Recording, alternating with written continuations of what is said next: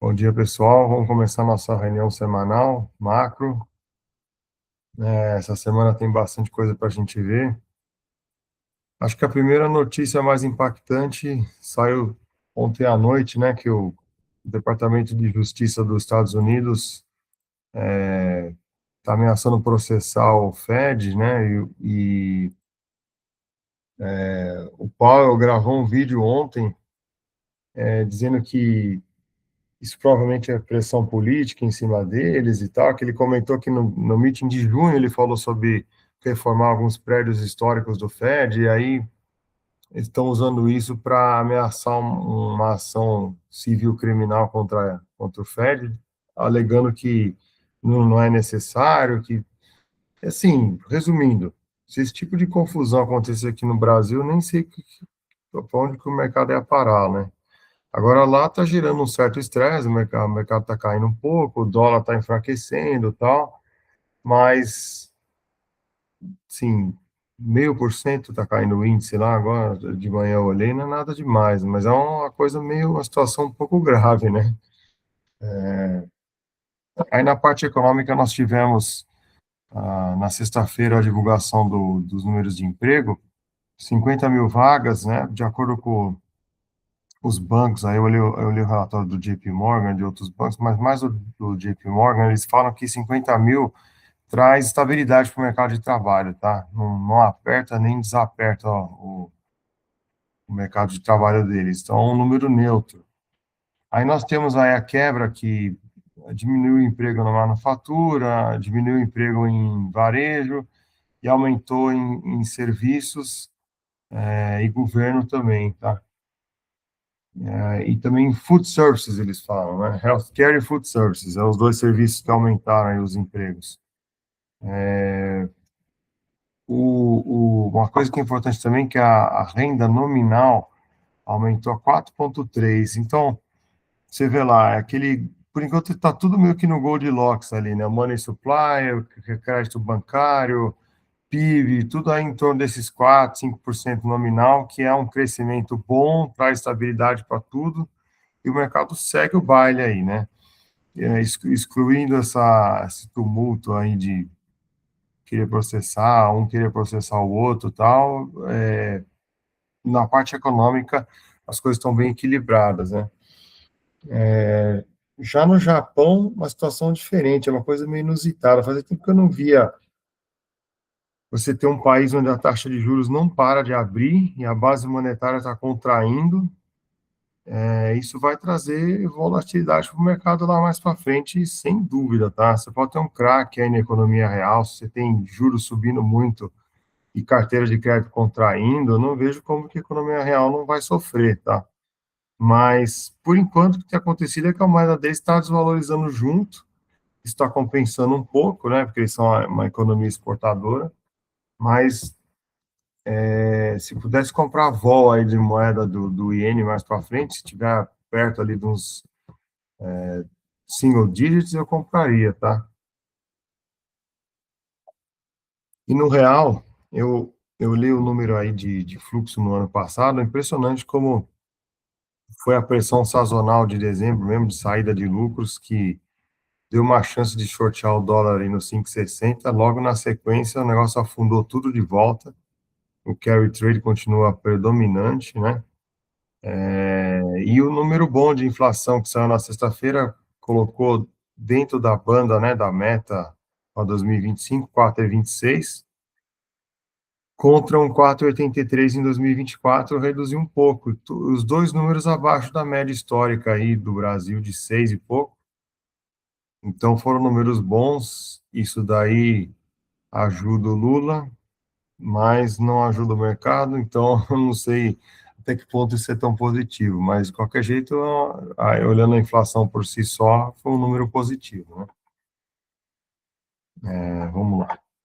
Então, começando por Liquidity Watch, a gente tem lá o Michael Howell, Cross Border Capital, que faz um ótimo acompanhamento dessa situação de liquidez global. Ele diz que de ano para ano a liquidez aumentou 14 trilhões, mas agora ela está perdendo momento, porque tanto o Fed quanto os bancos centrais da Europa estão diminuindo aí a injeção de liquidez, e o Banco da China parou, que era estava destoando, que estava colocando mais liquidez, ele deu uma diminuída, só sobrou aí como é que eu vou falar, como aumentando a liquidez, o dólar mais fraco e a falta de volatilidade nos bonds aí, que tem ajudado aí o multiplicador de colateral, tá? Mas isso não é o suficiente para engatar um baita do bull market, né? No máximo aí causar uma estabilidade.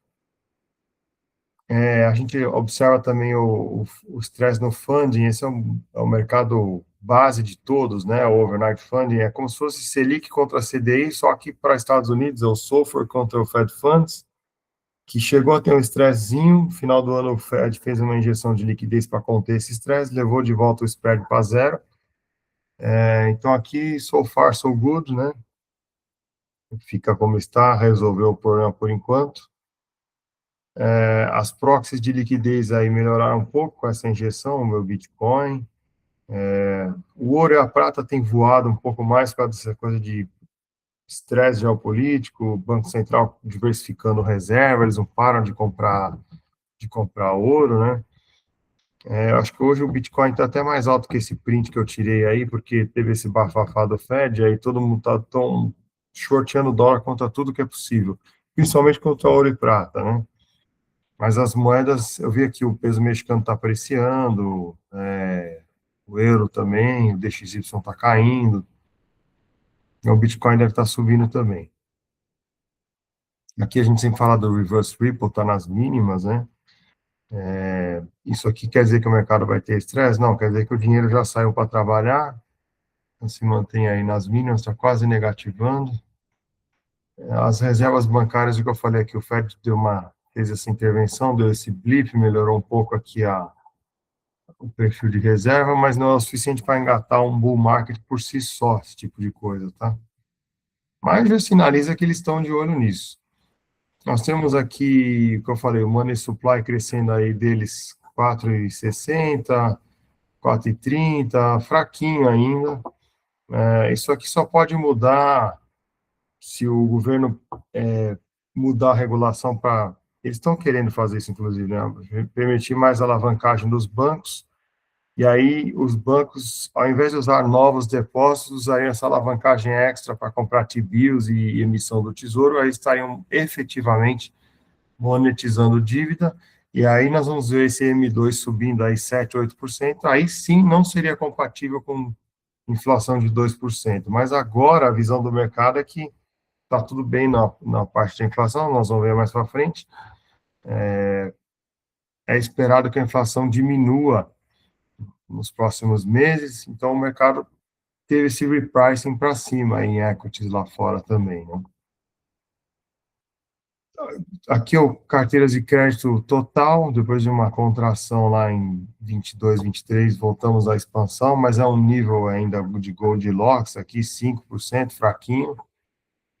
Se isso aqui vier lá para os 8, 9%, né, aí sim pode começar a gerar um pouco de preocupação com inflação e crescimento meio acelerado demais, né. Achei interessante trazer esse report que eu tirei do Fed de Nova York, eu estava xeretando lá os números eles fazem um nowcasting de PIB também, mas eles têm um relatório de crédito bem legal, e dívida privada circulando no sistema hoje, eles têm 18,6 trilhões, dos quais a grande maioria ainda é o mortgage, financiamento de imóveis, né? Home equity é bem pequenininho, carros também é uma parte menor, mas é um pouco mais significativo, estudantes também. Credit card tem crescido bastante, mas ainda é uma parcela pequena. O grosso do negócio mesmo é financiamento de real estate, é por isso que, né, em 2008 teve aquele baita estresse, que realmente isso aqui é o que chacoalha mais mesmo, né? Por causa do tamanho. Então é interessante, só todo esse número por curiosidade, tá? Temos aí o gráfico do ouro contra o money supply, batendo nos highs de 2011. Isso inspira um pouco de cautela, a gente pode aproveitar esses spikes aí para reduzir um pouco de posição. E o DXY, que na sexta-feira, com os números de emprego, acho que o mercado tinha medo de sair alguma coisa ruim, saiu em linha, e aí o dólar apreciou. Só que hoje, com essa briga do Powell com o Trump aí, com o Departamento de Justiça, né, o dólar está de volta para baixo dos 99. De qualquer jeito, isso aqui é um gráfico de consolidação, agora meio sem graça, né, vol diminuindo e tal. Acho que os 100 dólares aqui, 100 pontos aqui no DXY é o nível, né, para se observar se vai romper ou não. Por enquanto, acho que vai ficar nesse rame-rame aí, e aí o carry trade do real mata o comprado em dólar, né? Então, hoje provavelmente nós vamos abrir com o real fortalecendo também. Depois dos números de sexta, os odds da CME foram todos para estabilidade na reunião do Fed agora em janeiro. Tá? A de março, que semana passada a gente comentou que era meio a meio, metade para manter, metade para cair, se transformou em 70% para manter e só 30% para cair alguma coisa ou mais, para cair 0,25 ou mais, né? Isso ajudou o dólar a firmar em todas as praças, menos o Brasil. Na sexta-feira, o Brasil, como teve um número bom de IPCA e tal, o Brasil destoou. Mas ainda acho que um pouco o Brasil destoou no final do ano contra e agora corrigiu e ficou a favor. Então, meio que voltou no patamar que os outros estão, né? As tarifas lá estão gerando bastante revenue, você já comentou também. E o GDP Nowcast do Fed de Atlanta, que estava próximo de 3%, que já era grande, depois que saiu o número de trade deles, foi para 5%. Só que isso aqui costuma ser um número bem volátil. Os números de trade costumam distorcer um pouco, tá? Então, eu conversando até com o Rodrigo, ele falou que ele gosta mais desse de Nova York, que eu trouxe aqui. Eles fazem o nowcast, usam outros números, uma metodologia um pouco diferente. O nowcast deles também subiu, mas não é tanto. Eles estão com o nowcast de 2,6 e aí eles até colocam as probabilidades aqui. Se a gente pegar 60% de probabilidade deles é da próxima leitura de PIB real, tá? Ficar em 1,6 a 4,17. Não é um baita de um crescimento, né? Só que essa última blip aqui foi devido à revisão da metodologia que eles fazem no final de todo mês. Não é por causa do número de trade ou de emprego, nem nada disso, tá? De qualquer jeito, o número foi reajustado para cima. Números de renda aqui, eles continuam fortes, a gente já mencionou. Esse aqui é o Real Disposable Income, né? Na contramão aqui temos os Leading Economic, que faz tempo que não sai, mas eles continuam fracos, destoando dos números coincidentes, mas a tendência aí, pelo andar da carruagem, se continuar como está, pelos números de PIB e tal, isso aqui mais fácil é se convergir para cima do que esse para baixo, tá? Aqui eu falei dos números de inflação, né? O Nowcast está prevendo aí diminuição, principalmente nos headlines, né? Menos nos cores, mas os cores também diminuindo, indo para próximo do target, mais um dos motivos do repricing do mercado aí. E a inflação implícita subiu um pouquinho na semana passada, depois no número, porque, como eu falei, tinha um pouco de cautela, acho que, nos preços do mercado. A resultante disso é que nós tivemos uma estabilidade aqui do 10-year nos 4 próximo dos 4,20, que acho que é o pivô do mercado, não está saindo daí, mas o TIPS fechou taxa, então a resultante é que a inflação subiu um pouquinho, tá? Acho que esse zoom de Fed, não sei o que e tal, o mercado vai ver como oportunidade de comprar mais TIPS e mais ouro, mais defensivos, né? Mais hedges aí, né? Os spreads de crédito continuam fechando, aqui o mercado está super positivo, impressionante. Também um demand supply issue aqui, né? Porque a dívida privada ela tem sido emitida, mas ela foi mais limpada ao longo do tempo, e o setor público que abraçou, né, a emissão de dívida, né, então, desde 2008, acho que é natural esses spreads indo cada vez mais, né.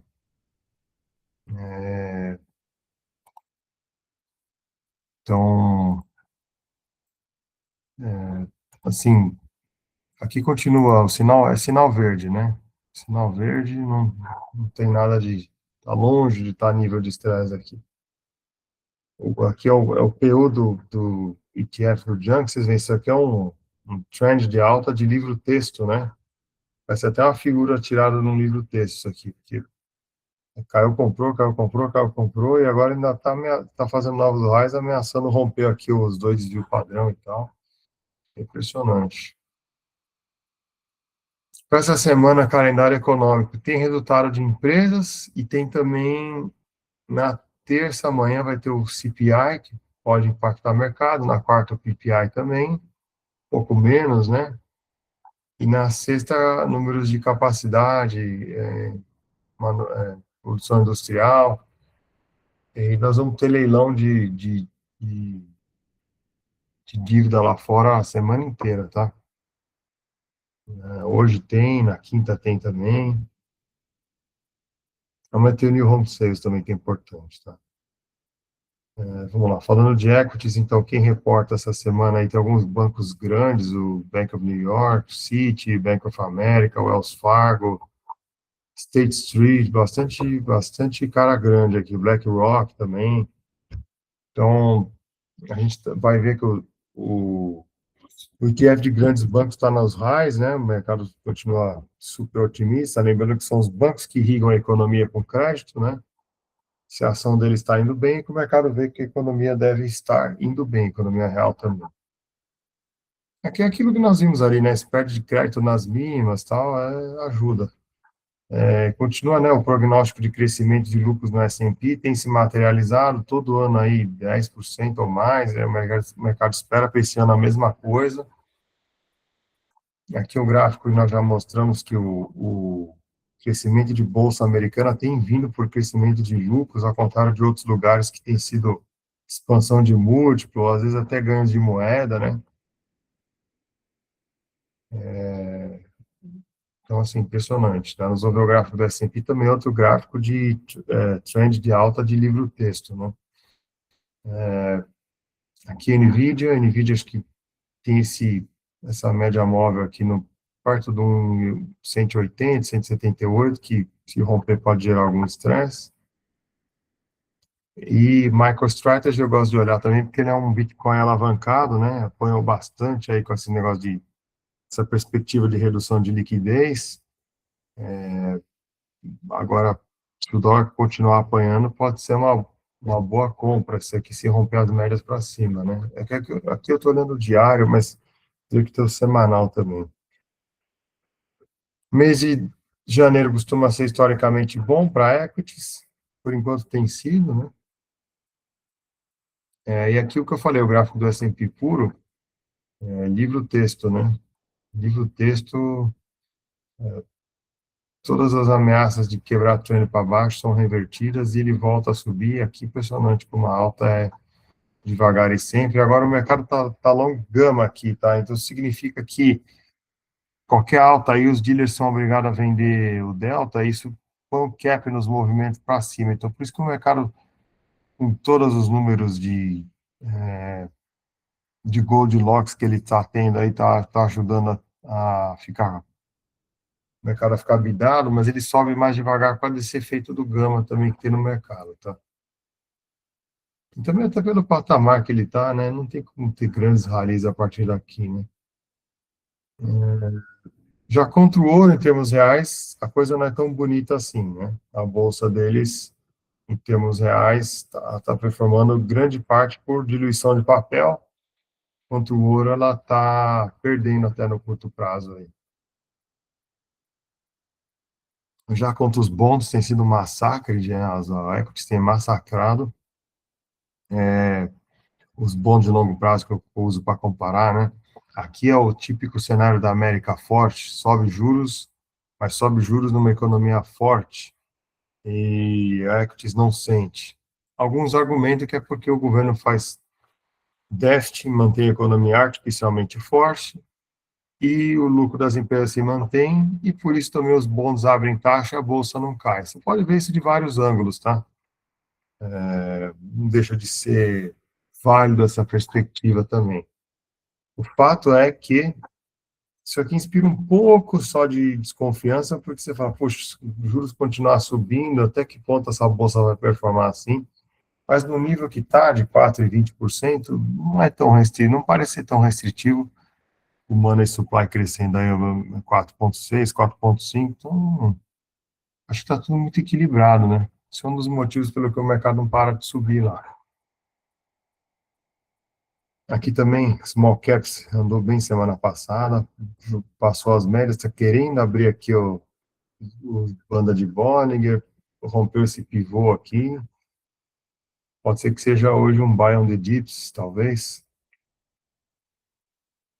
E aqui o que eu falei, o índice dos bancos, novos highs aí em vários anos, spread de crédito nas mínimas, curva steep, isso tudo ajuda os bancos, né? Economia que não está nem em recessão e nem muito aquecida, para chamar a atenção do Banco Central para subir juros, então, para eles tem sido bom, né? Provavelmente vão soltar resultados bons, aí precisam ver como que o mercado reage, né? Sai resultado bom e a ação cai, aí pode ser um mau sinal, mas soltar um resultado bom e continuar subindo, como está aqui, segue o baile, tá? A mesma coisa para bancos regionais também, eles também estão bem bid, só que eles não estão em new highs igual os bancos grandes, tá? Concentração econômica tem sido marcante aqui também, assim como em outros setores, tá? Home builders, impressionante, na sexta-feira, eu acho que como saiu o número de renda disponível bom, né? Um baita de um rally aqui, o mercado estava meio largado, subiu com um baita volumão, rompeu as médias para cima. É impressionante como reagiu rápido, né? Eu tava até lendo um artigo sobre a crise que eles chamam em inglês de affordability, que é o quão, o quanto que o consumidor tem de poder para comprar novas casas. Eles pegam o custo mortgage, pega a renda disponível e fazem esse affordability index, sendo que ele estava nas mínimas e tal. Mas aí vocês vão um troço desse aqui, você vê, o mercado não está concordando com isso aí, não. Aqui parece estar tudo bem, tá? Outro sinal positivo para a economia real. Walmart também é uma coisa, uma ação que tem performado super bem, apesar de ser uma baita empresa também, mas eles também se beneficiam desse efeito de substituição. As pessoas, às vezes, com o aumento dos custos, têm menos dinheiro, vai num retailer mais barato, que nem eles acabam se beneficiando desse efeito de riqueza também, né? Do efeito menos riqueza para os mais pobres, né? Aqui o S&P, ajustado pelo Money Supply também, por PIB, Money Supply, você escolhe, ele também está nos highs aí de muitos anos. Aqui se inspira um pouco de desconfiança também, mas por si só acho que não seria um motivo para você sair vendendo bolsa, entendeu? O VIX também, hoje deve dar uma estressada, mas ele está no patamar, estava no patamar bem baixinho. A correlação realizada do mercado tem sido baixa, o que vai trazer, de novo, a procura por alfa aí, com fund managers diversificando setores, nomes, procurando riscos mais idiosincráticos, né? Porque o mercado tem subido devagarzinho, mas ele tem ficado com a correlação entre os componentes baixa realizada e a implícita também, tá? Só que se essa implícita baixar de um dígito, aí eu já começaria a ficar com medo aí de posição comprada, ou pelo menos eu usar essa oportunidade para comprar heads aí no índice, né? Puts e coisa assim, porque isso vai mostrar que a implícita do índice está muito baixa em relação aos single names, né? Eu não acho que hoje vai ser o dia, porque hoje o mercado está nervosinho, mas pode ser que mais para frente aconteça, tá? Também duvido que se o mercado for buscar esse nível do 90 delta aqui, que a correlação pita vai ser 30, né? Aqui também teria uma oportunidade. E essa estrutura a termo, quando ela está assim, com a curva steep, significa que o mercado também está um pouco relapso, está confortável em ficar vendendo a opção curta aqui. Já as longas, o mercado não é tão besta, não vende tão fácil, né? Mas está fazendo um zoom, zoom, zoom aqui no curto. Isso aqui nem que é um pouco parecido com o cone de volatilidade, né? O cone, o curto prazo oscila mais, e quando você tem o curto prazo muito mais alto que o longo prazo, que custa muito caro você travar uma vol implícita alta para um ano, se você errar, né? O VEG é muito maior. Então, o mercado fica brincando mais na curta aqui, oscila mais, e tá brincando aqui, no caso, é para baixo, tá? Isso aqui também traz um pouquinho de cautela. Então, concluindo aí Estados Unidos, acho que o mercado vai continuar nesse tom otimista para equities aí, que a gente pode usar como uma chance de comprar hedges se a correlação implícita baixar dos 10, tá? Esse trade tem sido matador ao longo dos anos, tem sido o melhor leading indicator junto com o da liquidez, tá? Mas o da liquidez é um fenômeno um pouquinho mais estendido o prazo, demora um pouco mais para fazer efeito. Geralmente o da vol implícita está muito baixa, significa que tem muita gente vendendo vol para caçar yield e tal, e o mercado fica vulnerável, né, a correções por causa disso. Indo para a parte internacional, bom, tem todo esse zoom, zoom, zoom do Irã aí, mas isso não, eu não sei como que isso impactaria o mercado de petróleo, porque a Venezuela, quando tiraram o Maduro, falaram que o petróleo vai desabar e não desavou nada, né? Então, o que acontecer no Irã se tirassem lá o regime, o fato é que parece que os Estados Unidos está tentando estrangular aí os fornecedores de petróleo para a China. Essa turma tudo vendia petróleo para a China no mercado negro, né? E eles estão indo atrás dessa turma aí para poder controlar isso. Só vai sobrar a Rússia, né? A Rússia eles não vão ter como controlar, mas os outros dois aí que são mais vulneráveis parece que já estão indo para o caminho, né? Então, vamos lá, vigiando nossos níveis aqui.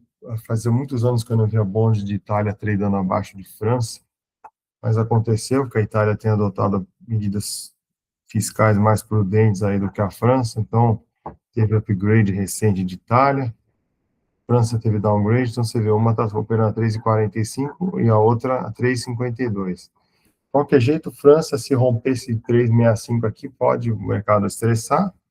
Por enquanto, parece ser um sideways market que está mais perto do topo do sideways do que do bottom, né? As bolsas da Europa todas rompendo aí patamares e fazendo new highs, né? E a França exporta muito itens de luxo para a Ásia e também tem a parte de comida muito forte, industrial, né? Quer ver? Então, assim, pelo menos o mercado de equities dele está tudo ok.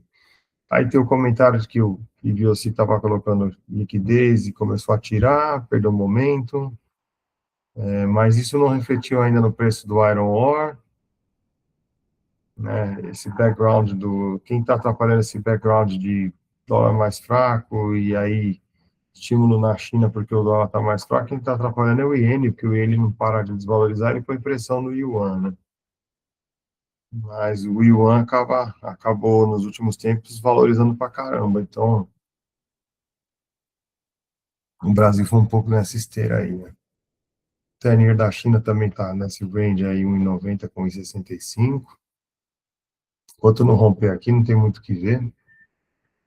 Só a moeda deles que rompeu o 7, né? Baixou, foi rápido aqui. E talvez eles aproveitem essa chance para voltar a pôr aqui esse estímulo aí que foi, foi colocado e parou um pouco, né?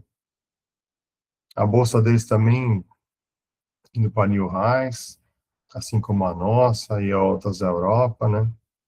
Moedas de emerging markets também aqui voltaram a apreciar contra o dólar. Esse é o índice do Fed de moedas, tem um peso maior nas emergings. Aqui também é esse par, que é o euro contra o Norwegian krona. Quando o mercado espera que o petróleo vai cair muito, sai bidando o euro contra o Norwegian krona, mas não é o caso aqui. Então, acho que o mercado não vê aí esse petróleo derretendo muito mais.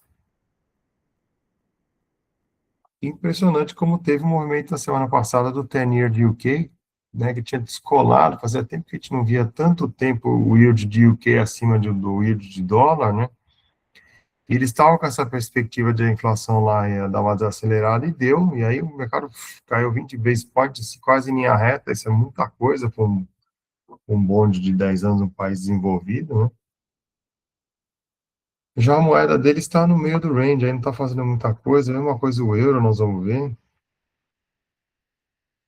Juros na Alemanha também, depois da notícia de que iam passar a gastar mais, estressou bastante, mas eu acho que tem que olhar esse nível aqui de 2,95, 3, talvez se passar disso para cima, pode ser que o mercado fique um pouco mais nervoso, mas até lá, pelo que eu vejo aqui, você vê o DAX também indo para mapa, new highs aí, parece que o mercado não está nem aí, tá? Esses juros aí, assim como nos Estados Unidos, não é o suficiente para impedir bolsa de subir. O euro, que eu falei, é uma moeda assim como a libra de lado, aí eu não teria posição nessas moedas de G7 contra o dólar, porque ainda acho que o dólar tem o crescimento mais fácil de materializar do que esses países. Então, mas o mercado é dinâmico, essas coisas podem mudar, né? E aqui o Japão, né? Tivemos lá GDP contraindo, pô, money supply contraindo, a taxa de juros nas máximas, isso aqui é uma combinação um pouco perigosa para finanças públicas, né? E para a estabilidade do sistema, né? Vamos ver o que vai acontecer aqui. O iene tem apanhado bastante, acho que ele passa, se passar esse 160, aí vai começar a dar zoom, zoom, zoom. Pode ser que alguns investidores japoneses mais espertos aí aproveitem esse nível de câmbio e os juros lá em cima para repatriar dinheiro e ficar investido em iene e reduzir o risco deles, né? Alguns fundos de pensão. Ainda não aconteceu, mas pode ser que aconteça. E o Nikkei também super bidado, mas aquele estresse, aquele eventual estresse que vem ali do mercado monetário deles pode esparramar para cá, né? Então, aqui o fato é que as empresas lá ficaram muito tempo com juros baixos, foram limpando dívida e estão com balance sheet praticamente limpos aqui, né? E aí quando você tem inflação, eles repassam os custos, não tem custo de dívidas, é meio que o net é mais positivo do que negativo aqui, né? E aqui o petróleo, tirou o Maduro, vai cair, opa, não vai cair mais, acabou recuperando. É lógico, tem muito supply vindo para o mercado, mas quando eu olho esse gráfico do preço do petróleo contra o ouro, eu fico um pouco com medo de shortear petróleo. Aí que o petróleo ficou, em termos reais, acabou ficando barato. Vai que essas ameaças de guerra, aí esses países falavam, vão armazenar ouro, vão armazenar petróleo também, e aí essa coisa que vai virar pó não vira, né? Então, lógico, não é fácil armazenar petróleo, mas os Estados Unidos conseguem, a China também tem reserva estratégica, outros podem fazer também, com esse preço aí onde está, acho que vale a pena. Tem o ouro, né, o gráfico, o bichinho não para de subir, hoje é new highs de novo, cobre a mesma coisa, o aço de lado, de mais de lado, porque há dúvidas ainda com relação à atividade na China, né? E o alumínio, que também é um substituto mais barato do cobre aí no grid elétrico, também voou, ajudou muito a CBA aqui no Brasil, né? E agora vai testar esse patamar importante de 3.200 aí. E será que vai buscar aquele high de 3.800? Vamos ver, né? A prata é outra também que entrou em mercado, entrou em mania, né? A prata ela estava com um ratio muito baixo em relação ao ouro, e esses mercados são impressionantes. Quando eles andam tudo de uma vez, né? Não dá nem tempo, às vezes, de você comprar se você não tem. E agora tem aquela história, né? Se você for ajustar, a prata chegou, foi na época de 4 para US$ 50 nos anos 80 no pânico, né? O último blip foi o corner dos irmãos Hunt, que levou lá nos 50. Se você pegar aí uma média lá de 20, 25, ajustar pelo Money Supply, de 1980 até hoje, nossa, isso aqui pode ainda subir muito, né? Mas agora eu teria um pouco de cautela, porque parece estar um pouco esticado. Já as soft commodities estão largadas, né? A soja que é importante para o Brasil, mas isso aqui diminui um pouco o apelo do social unrest, né? Se aqui começar a subir muito, aí fica perigoso ter movimentos políticos mais violentos, né? Trigo também tá com o preço lá embaixo. Acho que é isso, assim, apesar de todo o tumulto aí, os mercados europeus, principalmente equities, têm recebido bastante dinheiro, estão rompendo máximas, os bônus abriram taxa aí com perspectiva de crescimento e gasto maior, mas nada que estragasse a festa de equities. O petróleo está se mostrando ali, talvez mais como um buying opportunity do que como fosse ter um rompimento e buscar patamares mais para baixo. Os metais preciosos não param de subir, acho que talvez seja uma chance de quem tem reduzir um pouco. E é isso. Vamos ver como é que essa coisa do Irã vai terminar, né? Eu ouvi falar que depois que cortaram a internet, o governo começou a reagir com mais violência, a tirar a munição real nos manifestantes, tá? O negócio lá ficou meio feio, parece que morreu mais de 2.000 pessoas, né? Indo para o Brasil, continuamos aí com o Lula com a maior probabilidade de reeleição. Flávio Bolsonaro cresceu um pouco, tirando do Tarcísio, né? Isso daqui, de qualquer jeito, para resolver o problema do Brasil, que é fiscal, principalmente a parte de juros, né? Que é o que está deixando o déficit nominal tão elevado, vai ter que ter uma crença do mercado aí que um desses candidatos vai ser um fiscal hawk, né? Ou o Lula muda o discurso dele, muda a atitude, né? O discurso e a atitude, ou um desses dois aqui vai ter que crescer, porque ficar do jeito que está não vai ser muito bom, não. Todo ano você repetir déficit nominal de 8 ou 9 do PIB. A situação não é tão difícil de consertar, porque o primário do Brasil é negativo em 1%, né? Dos Estados Unidos é 3,5%. Só que a hora que você põe os juros, o nosso vai para 9, 10, e o deles vai de 3,5, vai só para 6,5. Então, se entra alguém aqui que passa uma crença para o mercado melhor e o Selic cai, você reverte essa situação e entra num ciclo virtuoso rápido, porque aí cai os juros, a economia cresce mais, aumenta a chance de repagar a dívida, você vai reverter esse ciclo perverso que tem se materializado até aqui, tá? Aqui o comentário do BTG, né, de que a Bolsa Brasileira, por múltiplos, ela ainda estaria barata, mas ela não está barata por yield. Por quê? Porque o preço das ações subiu, o lucro melhorou, mas a NTNB não fechou taxa ainda. Então, se a gente tivesse a NTNB com a taxa bem mais embaixo, aí você teria uma alternativa melhor indo para a Bolsa em termos de yield, mas agora, do jeito que está meio que uma concorrendo com a outra. Então, a Bolsa tem um múltiplo bom, mas a NTNB também tem. Isso dá essa resultante aqui, ó, que o yield implícito da Bolsa contra a NTNB está até abaixo da média, ao passo de que o múltiplo está baixo. É uma situação curiosa, né? Aqui dados de fluxo para emerging markets, flows acumulados aí positivo, Global Emerging Markets no mês acumulado positivo, semanal também, strong inflows during the week, América Latina também, fluxo positivo, isso aí foi o que ajudou a dar essas últimas ralhadas da nossa bolsa, muito provavelmente, né? O fluxo diário aqui estrangeiro comprador, isso até o dia 7, se eu não me engano. É dia 7. Comprador, pessoas físicas compradores também, os vendedores institucional e instituições financeiras, tá? Temos aí aqui, eu já tinha, né, o slide do JP falando que corta a Selic até 10,20, 10,75. Aí saiu o podcast da Goldman semana passada falando que Selic vem para 12,5, um pouco menos agressivo, mas Brasil top pick deles em emerging markets.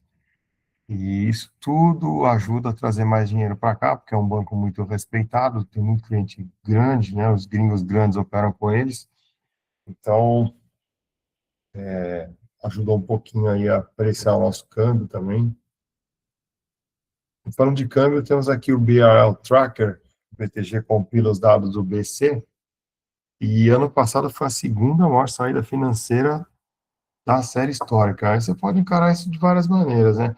É muito brasileiro querendo investir lá fora, fugir aqui do socialismo do Lula, empresas que talvez tiveram lucros maiores e enviaram remessas maiores de final de ano. Nós vimos lá a pressão no dólar claramente sazonal, né? O fato é que, excluindo 2019, foi o maior outflow financeiro da história. E dezembro influenciou bastante nisso. Engraçado ver que o resultante, aqui, ó, a maior resultante de outflow foi justo em 2019, antes do Covid, quando estava o Bolsonaro lá, fazendo a reforma da Previdência, e mesmo assim foi o maior outflow aí de dólar. Chega até a ser curioso, né? Se alguém sabe de alguma coisa, ou é teoria da conspiração, mas aconteceu. É um pouco estranho imaginar isso, né? E o maior outflow foi bem aqui em 2011, quando a Dilma já estava empossada com o segundo mandato, o maior inflow, né? Vocês veem como o mercado é, né? Então, aqui, ó, o dólar em dezembro foi testar os 5,60 com essas saídas, essas remessas. Quem aproveitou a chance para vender se deu muito bem, porque ganhou apreciação, ganhou carrego. Foi um ótimo trade vender dólar aqui, tá?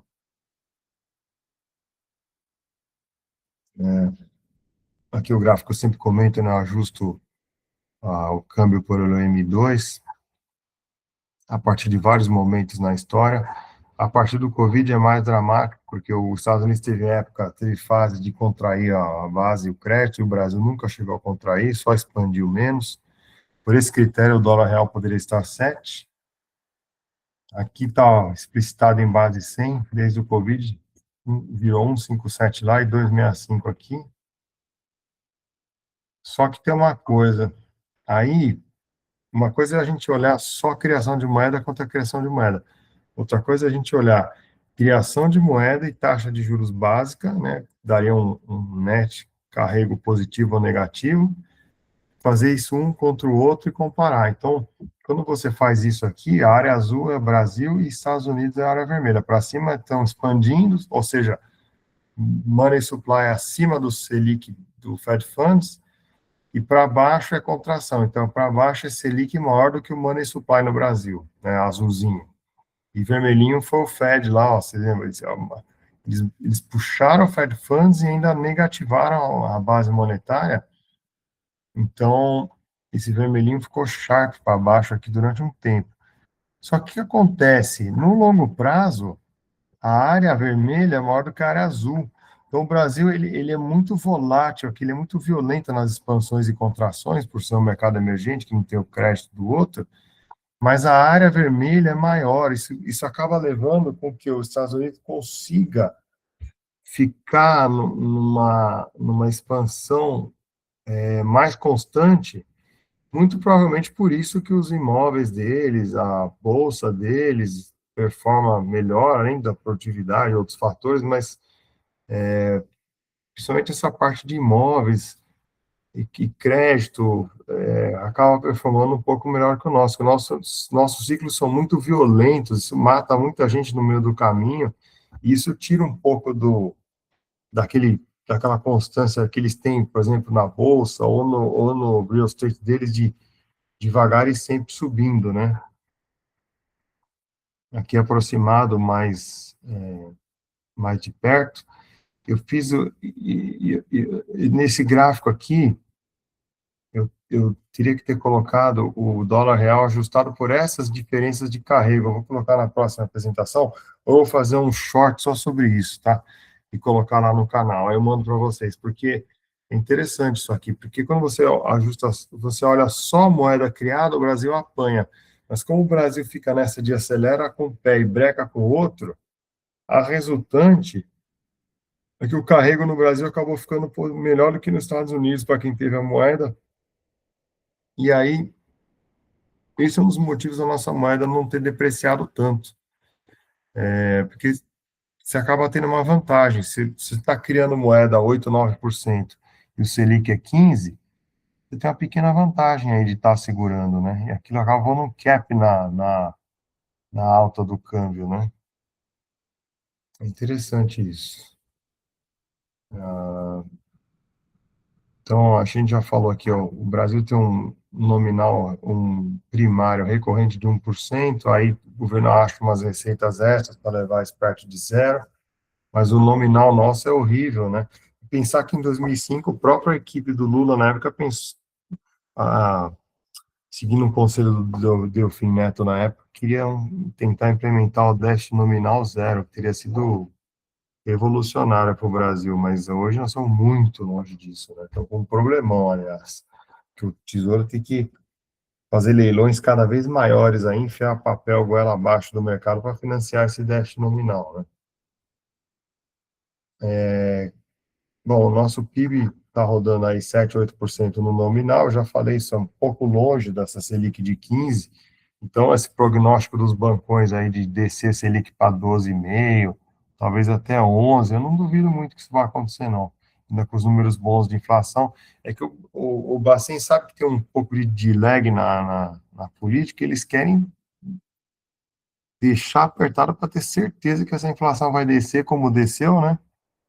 Nós vimos lá que ficamos dentro da meta no ano de 2025, dentro das bandas, na verdade, porque a meta é 3, se eu não me engano, e a banda é 1,5, então daria 4,5, ficou em 4,20, estaria dentro. Acho que tem aqui no slide as bandas.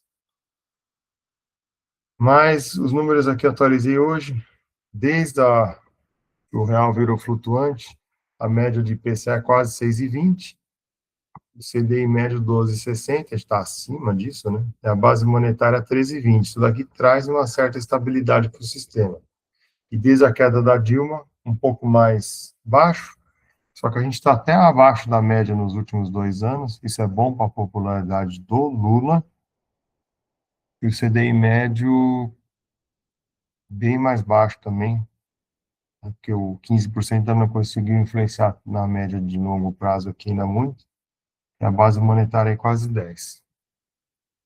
Teve até um estudo do Itaú falando que a inflação real das pessoas mais ricas não era o IPCA de 6, era mais próximo de 9, 10, que por acaso coincide com a base monetária. Por que será, né? Ah, tá aqui a meta, ó. A meta era 3, é isso aí, a meta era 3 com um intervalo de tolerância de 1,5, então é isso aí, 4,5, ficou abaixo de 4,5, ficou dentro. Então, o PC não vai ter que mandar cartinha se explicando para o Congresso esse ano, tá? Hum, Comentei semana passada, ajustando algum preço de alguns imóveis que tradam no mercado pela base monetária, tem coisa muito barata aí. Se a gente sai um pouco daquele puxa estica, que é o nosso clássico aqui, né? Esses imóveis podem performar bem.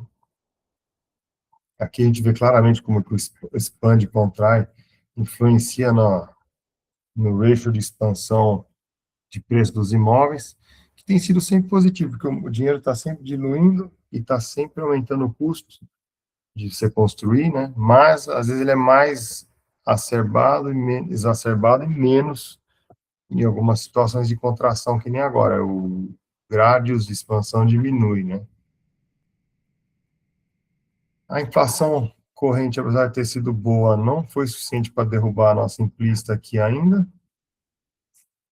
A nossa implista longa está lá nos 5,80, 5,88. De novo, não adianta, cara. Se não tiver uma política fiscal crível, isso aqui não vai descer muito. Agora, os curtos desceram bem, né? Isso mostra que o Selic deve vir buscar aqui esses preços mesmo. Você vê o DI longo, ele está no meio que ligeiro trend de baixa aqui, mas é mais uma consolidação. Esse é o longo, né? 33. O curto teria, teoricamente, um pouquinho de prêmio. Eu fiz um exercício aqui. Então, o mercado está com os FRAs precificando que a Selic vem aqui para o meio do ano que vem, a 12,30, um ciclo um pouco mais para frente do que eu imagino que possa ser, porque aqui, se você colocar o Copom já corta 50 em março, depois acelera para 75 em abril e junho, e dá mais 2,50 em agosto e setembro, totalizando 300 bases, esse janeiro 27 teria 58 bases para ganhar. Eu acho que o que o mercado está fazendo, ele está colocando mais para frente esses cortes, tá? Está colocando que esse aqui vai ser um pouco mais hawkish, vai manter mais tempo parado. Eu acho que já já vai começar a gritaria para baixar esses juros aí, é capaz desse cenáriozinho que eu coloquei aqui materializar, né? Vamos ver. Aqui o gráfico do Ibov puro, novos highs, super bullish, né?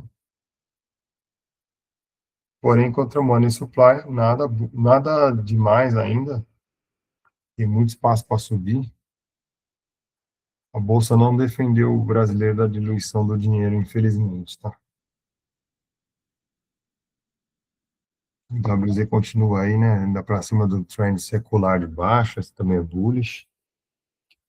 Contra o IEM aí no longo prazo, a gente vê que ainda tem bastante para voltar, se melhorar as políticas fiscais aqui, né? Ou de produtividade também, né? Mas produtividade só se fala ao contrário, né? Só se tenta, o governo só está aprovando coisas pro lado errado, então acho que não vai mudar muito. Contra México aqui também.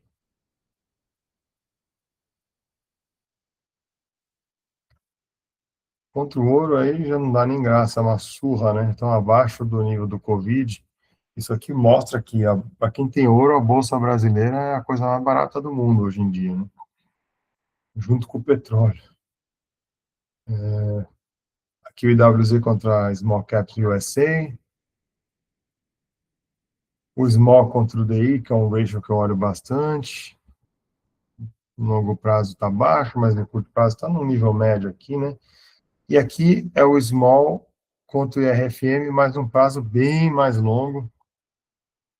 Depois da crise de 2007, 2008, a gente teve um mercado bem bullish lá em 10, 11.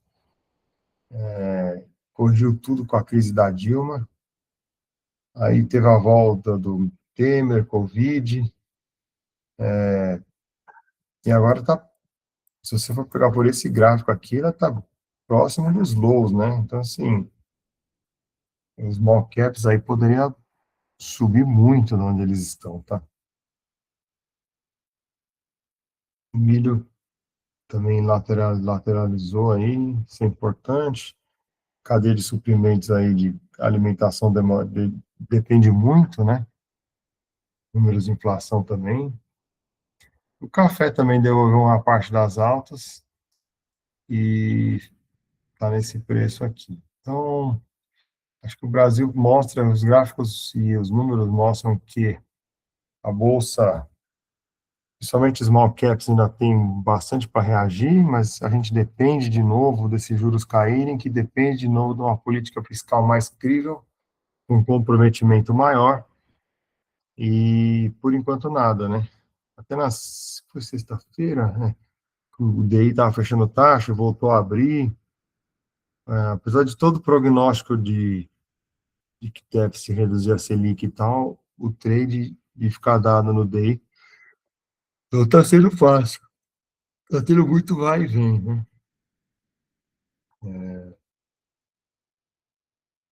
Eu acho que é isso, porque essa semana vai ter bastante número aqui lá fora, e na segunda-feira que vem vai ser, acho que é Martin Luther King Day, tem pouco número, então acho que o tumulto e as oportunidades vão estar mais essa semana. Boa sorte para todos nós. Semana que vem deve ser uma semana mais fraca. Se alguém tiver alguma dúvida, alguma pergunta, algum comentário a fazer. Tranquilo, ministro. Então tá bom. Obrigado aí, boa semana. Boa semana para todos. Um abraço. Obrigado, boa semana. Boa semana.